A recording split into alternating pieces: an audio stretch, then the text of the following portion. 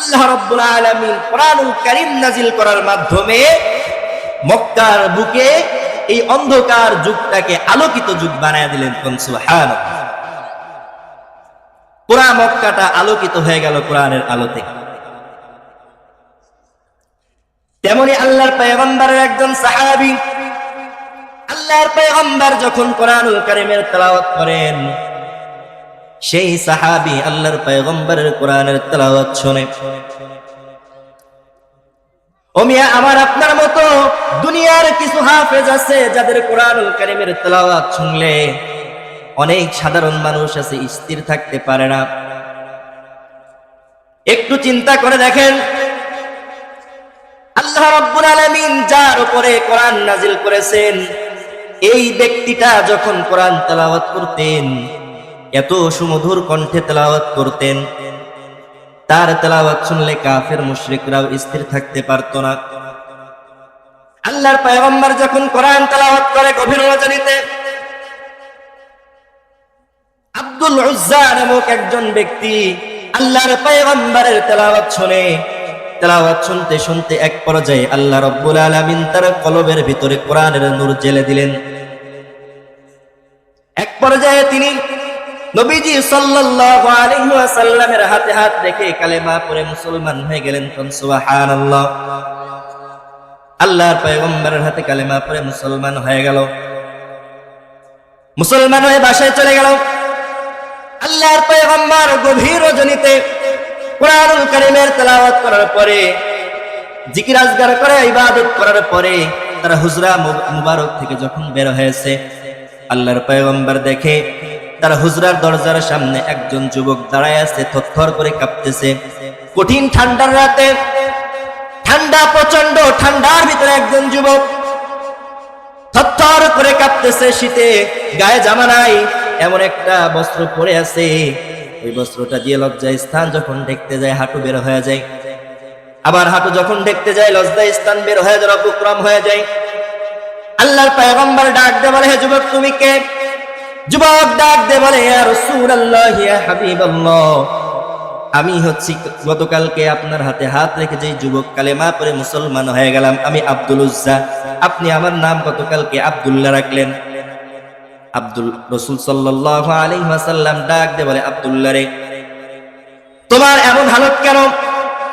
তুমি তো মক্কার জমিনে সম্ভ্রান্ত পরিবারের একজন যুবক, তুমি তো সব সময় দামি জামা কাপড় পরতে, তোমার শরীরের পোশাকের এই অবস্থা কেন যুবক?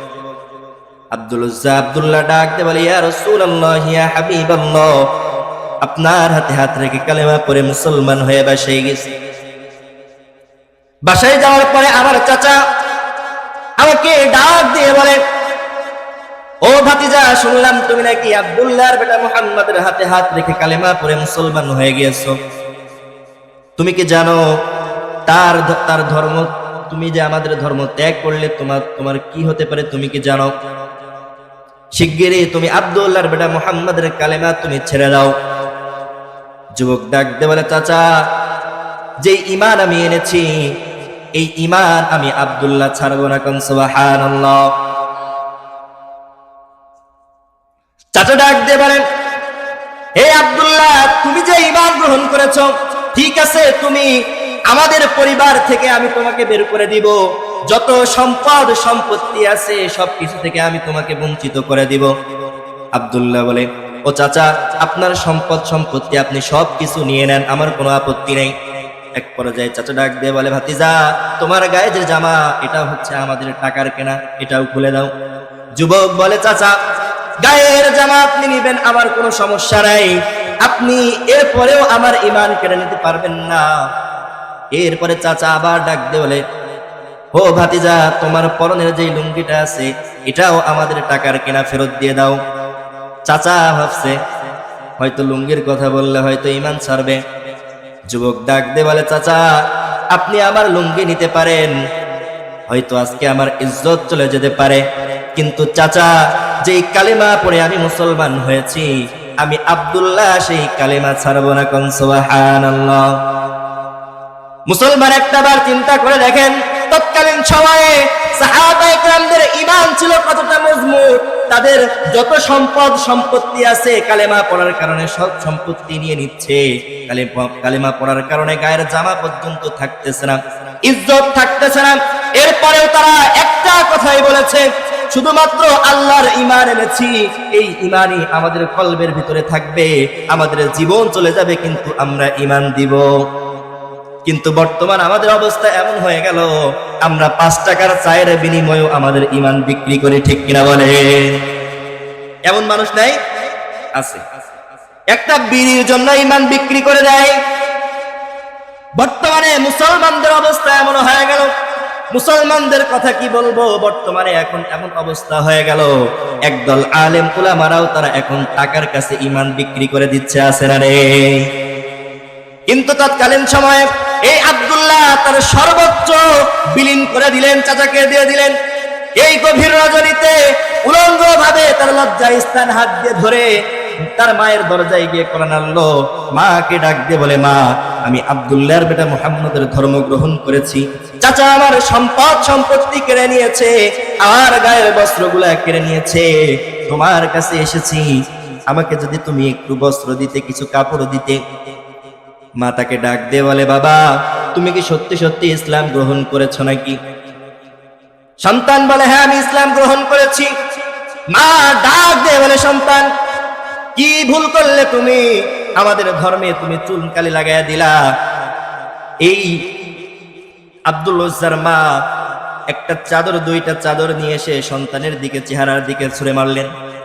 ছুঁড়ে মারার পরে বলেন, সন্তান তোমার মতো সন্তানের আমার দরকার নাই, তুমি যাও, তুমি আমার সন্তান, এই খাতিরে তোমাকে 2টা জামা দিলাম, 2টা চাদর তোমাকে দিলাম, এর বেশি কিছু আর তোমাকে দেওয়া হবে না, তুমি যাও, আমি তোমাকে আজকের থেকে আর তোমাকে আমি সন্তান বলে সম্মতি দেব না।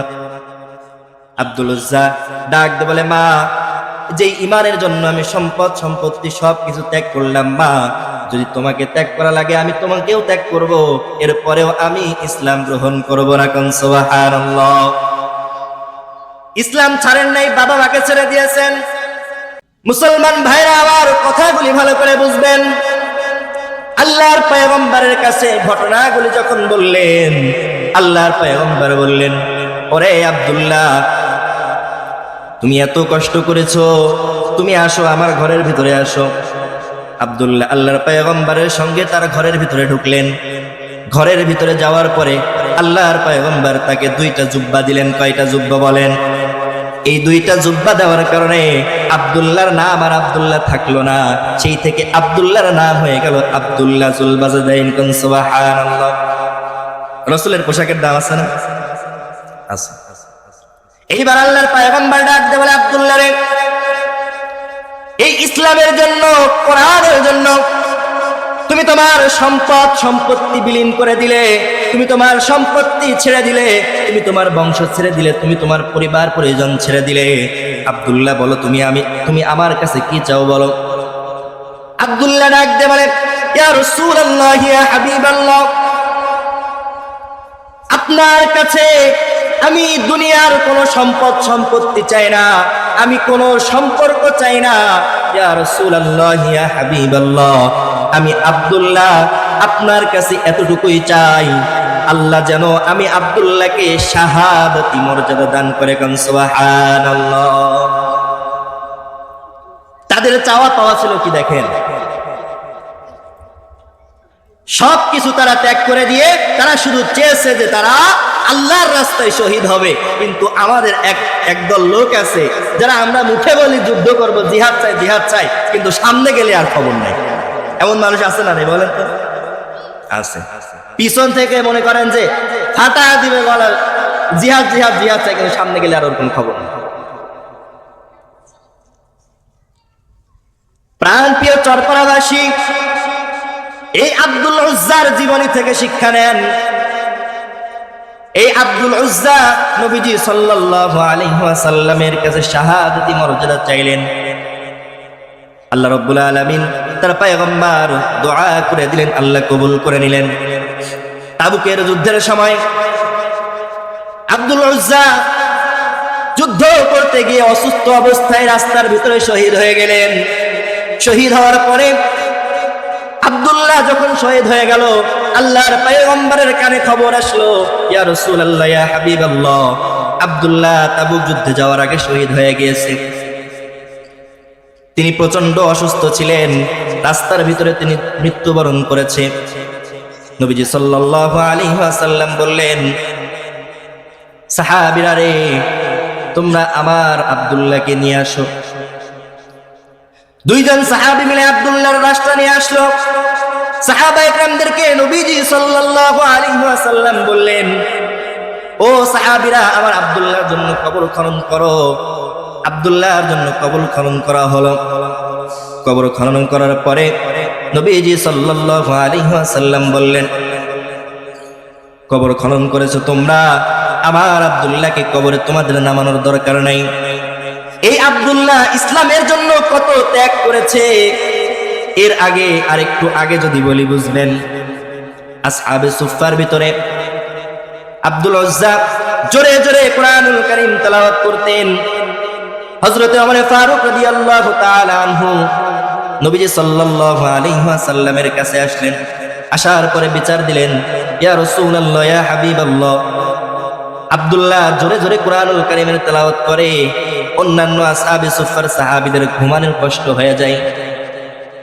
আপনি যদি একটু তাকে বলে দিতেন, তাইলে আপনার কথা সে শুনবে।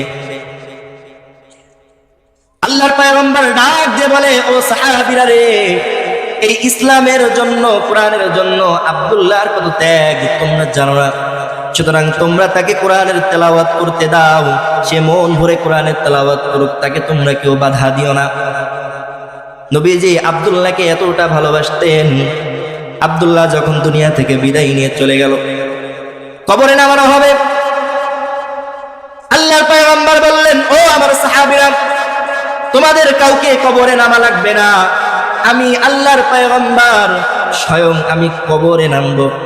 আমার আব্দুল্লাহ আমার জন্য কত কিছু করেছে, আমি আমার আব্দুল্লাহর কবরে নামতে চাই। আল্লাহর পয়গম্বর আব্দুল্লাহর কবরে নামলেন। কবরে নামার পরে দুইজন সাহাবী আব্দুল্লাহ জুলবাজাদাইনের লাশটা দিলেন নবীজির হাতে। নবীজি সাল্লাল্লাহু আলাইহি ওয়াসাল্লাম আব্দুল্লাহর লাশ দুইটা এভাবে হাতে নিয়ে আসমানের দিকে ধরে আল্লাহর কাছে বলতেছে, ইয়া আল্লাহ, আমার আব্দুল্লাহর জন্য আমি রাজি ও খুশি হয়ে গেছি। ওগো আল্লাহ, আপনিও আমার আব্দুল্লাহর জন্য রাজি ও খুশি হয়ে যান। বুখারী শরীফের বর্ণনা, দুইজন সাহাবী দাঁড়ায় ছিলেন, তার ভিতরে একজন সাহাবী ছিল, নাম তার সাআদ বিন আবি ওয়াক্কাস রাদিয়াল্লাহু তাআলা আনহু। তিনি জমিনে হাওমাও করে কাঁদতে লাগলেন, আর তিনি বলতে লাগলেন, আরে আব্দুল্লাহর জায়গায় যদি আজকে আমি থাকতাম, আজকে যদি আব্দুল্লাহর জায়গায় আমি থাকতাম, তাইলে আজকে বোধহয় আমার কপালটা ভালো হয়ে যেত। কারণ যার জন্য আল্লাহর পয়গম্বর বলে রে, যে আমি রাজি ও খুশি হয়ে গেছি, আল্লাহ তুমিও খুশি রাজি হয়ে যাও। আল্লাহর পয়গম্বর যার জন্য রাজি ও খুশি হয়ে যায়, ও মুসলমান ভাইরা আমার, তার জন্য আল্লাহ রাব্বুল আলামিন স্বয়ং নিজেও খুশি হয়ে যান, ঠিক কিনা বলেন? এজন্য আল্লাহর পয়গম্বর তার জন্য দোয়া করলেন, তাকে কবরে দাফন কাফন করানো হলো। সম্মানিত সুধী, যে কথা বলতে চাচ্ছিলাম, কোরআনুল কারীম আল্লাহ রাব্বুল আলামিন নাজিল করে অন্ধকার থেকে মানুষদেরকে আলোর পথে নিয়ে এসেছেন, ঠিক কিনা বলেন?